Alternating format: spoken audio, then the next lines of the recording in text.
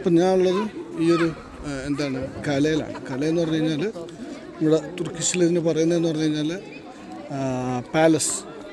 ഈ പാലസ് നിർമ്മിച്ചതിൻ്റെ ഒരു ചരിത്രം എന്ന് പറഞ്ഞു കഴിഞ്ഞാൽ ഏതാണ്ട് 100 വർഷം എടുത്തെന്നാണ് പറയുന്നത് നിർമ്മിക്കാനായിട്ട്. അപ്പോൾ അതിൻ്റെ ഡീറ്റെയിൽസ് നിർമ്മിതിയിൽ കണ്ടാൽ നിങ്ങൾക്ക് മനസ്സിലാവും. പല സ്ഥലങ്ങളിലും പല രീതിയിലുള്ള ആർക്കിടെക്ചർ ഡിസൈൻസ് ആണുള്ളത്. ഉദാഹരണം പറഞ്ഞതാണ്ട് ഈ ഇതുപോലുള്ള ഡിസൈൻസ്.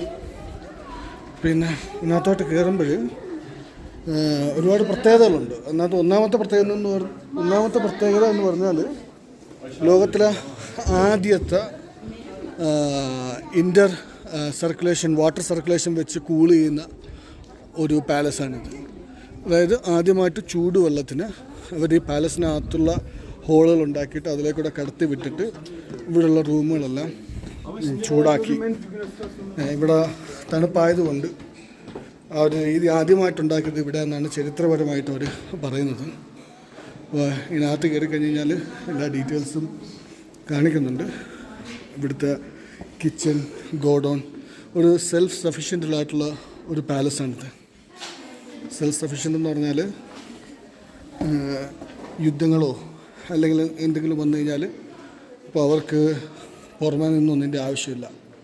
ആ രീതിയിലാണ്. ഡഞ്ചൻസും പിന്നെ ഹൈറ്റിലായതുകൊണ്ട് പെട്ടെന്ന് ആർക്കും കടന്ന് ആക്രമിക്കാനും കഴിയില്ല. പിന്നെ ഈ ദോ ബയാസത്ത് എന്ന് പറയുന്ന ഒരു ടൗൺ അല്ലെങ്കിൽ സിറ്റി സ്ഥിതി ചെയ്യുന്നത് ഇതിൻ്റെ സൈഡിലാണ്. അപ്പോൾ അതും നിങ്ങൾക്ക് കാണാൻ കഴിയും. ഞാൻ കാണിച്ചു തരാം.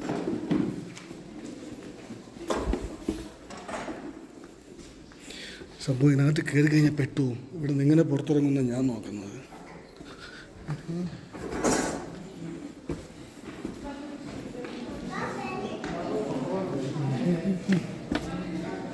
ഇതൊരു വലിയ ഹോൾ.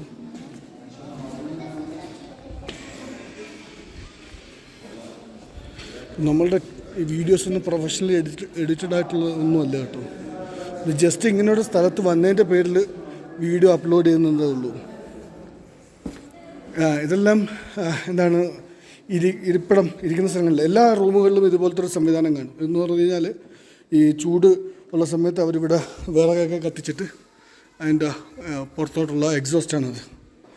വിറക് കത്തിച്ചിട്ട് റൂം ചൂടാക്കാനായിട്ട്.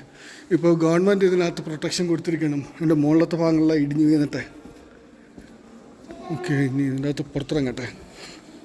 ഇപ്പോൾ നിങ്ങൾ ആരെങ്കിലുമൊക്കെ വാൻ എന്നുള്ള സ്ഥലത്ത് വരികയാണെങ്കിൽ തീർച്ചയായിട്ടും വന്ന് കാണും.